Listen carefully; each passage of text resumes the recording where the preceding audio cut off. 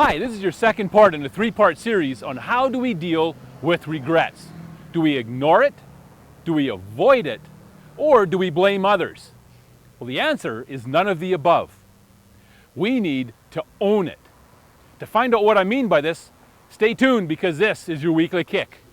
Good morning, this is Todd from Boots in the Ground Coaching. This morning I'm standing outside a provincial correctional center.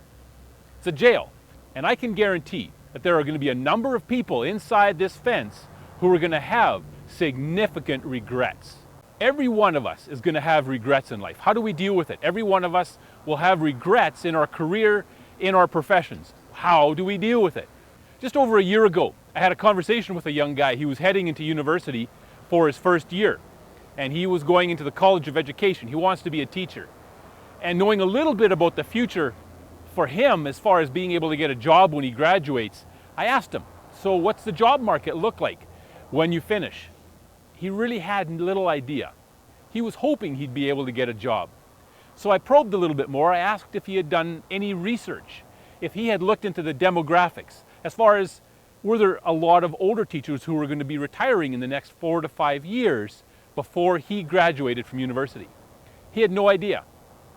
So when I asked him, well, how do you know if you're going to be able to get a job or not?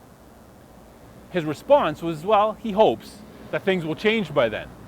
He's hoping that there will be some spots for him 5 years from now when he spent the time and the money getting a degree in education.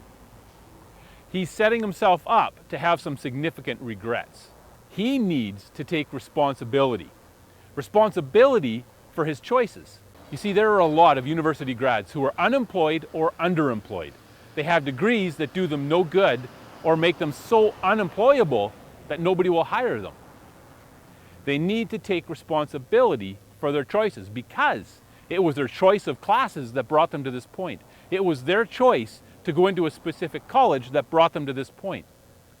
It's the choices that they made, and the same is true for every one of us. So what we need to do in dealing with regret is to own our regrets. Take responsibility for the role we played in getting ourselves to this spot. I've got another short story for you about someone else who took a very different approach to the regrets that he and his community had. I've been able to get to know somebody over the last several years, and his name is Darcy. He's a leader in a community.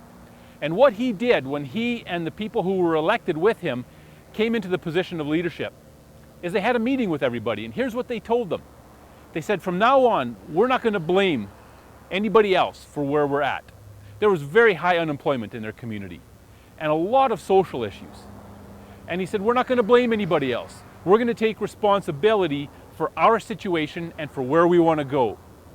From now on, the people outside of our community are going to be people that we partner with. And in a few short years, these people have changed an entire community. The people of the community owned some of their own mistakes and owned their situation. Some of it was by their own choice and some not by their choice, but they owned where they were and where they wanted to be. They owned the regrets that they were dealing with. And because they owned it, they could change their situation.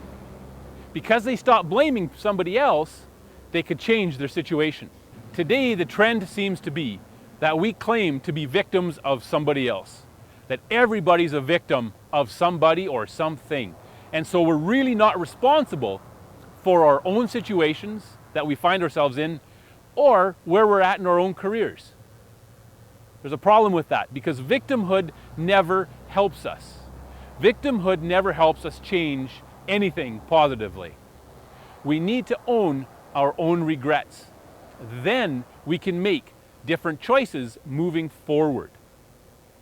Stop using our time to come up with excuses and start using it instead to come up with new approaches and better solutions to the problems and to the challenges that we're facing. Next week, we're dealing with the final part in how do we deal with regrets. I'm looking forward to seeing you then for your weekly kick.